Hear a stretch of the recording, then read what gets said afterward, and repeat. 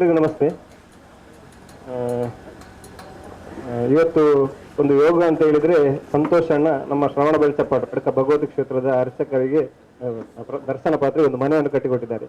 ಅವರೆಲ್ಲರೂ ಹೇಳಿದ್ರು ಸ್ಟೋರಿ ಹೇಗೆಲ್ಲ ಆಗಬೇಕಂತ ಹೇಳಿ, ಹೇಗೆಲ್ಲ ಆಯ್ತು. ಯಾಕಂದ್ರೆ ನಮ್ಮದೇ ಬೂತ್ನ ಕೆಲವು ಕಾರ್ಯಕರ್ತರು ಒಂದು ಮನೆ ರಿಪೇರಿಗೆ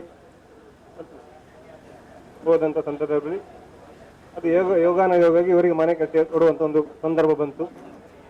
ಹಾಗೆ ಸಂತೋಷ್ ಅಣ್ಣ ಹೇಳಿದ್ರು, ನನಗೆ ಹುಷಾರಿಲ್ಲದಾಗೆ ನಾನು ಗಟ್ಟಿ ಮನಸ್ಸು ಮಾಡಿದೆ. ಯಾಕಂದ್ರೆ ಅವರು ಲಾಸ್ಟಿಗೆ ಒಂದು ಚೆಕ್ ಅನ್ನು ತಂದು ಕೊಡುವಂತ ಸಂದರ್ಭದಲ್ಲಿ ಅವರಿಗೆ ಗಟ್ಟಿ ಮನಸ್ಸು ಇರಬೇಕು. ಅವರನ್ನು ನೋಡುವಾಗ ನಮ್ಮ ಮನಸ್ಸು ಹೊಡೆದು ಹೋಗಿತ್ತು.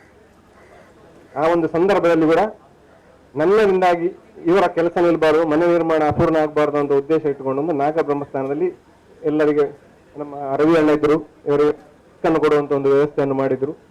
ಅವರಿಗೆ ಇವತ್ತು ನಾನು ಹೇಳ್ತೇನೆ, ಸಂತೋಷ ಅಣ್ಣ ನಿಮಗೆ ಏನೂ ಆಗುವುದಿಲ್ಲ. ಯಾಕಂದ್ರೆ ಈ ದಂಪತಿಗಳು ಮನೆಯಲ್ಲಿ ದೀಪ ಇರುವಾಗ ನಿಮಗೆ ಪ್ರಾರ್ಥನೆ ಮಾಡ್ತಾರೆ. ನೀವು 100% ಗುಣವಾಗಿ ಆಗ್ತೀರಿ. ಇನ್ನೂ ಸಮಾಜಕ್ಕೆ ನಿಮ್ಮಿಂದ ಸೇವೆ ದೊರಕಲಿ ಅಂತ ಹೇಳಿ ಅಪ್ಪ ಭಗವತಿಯಲ್ಲಿ ಪ್ರಾರ್ಥಿಸ್ತೀರಿ.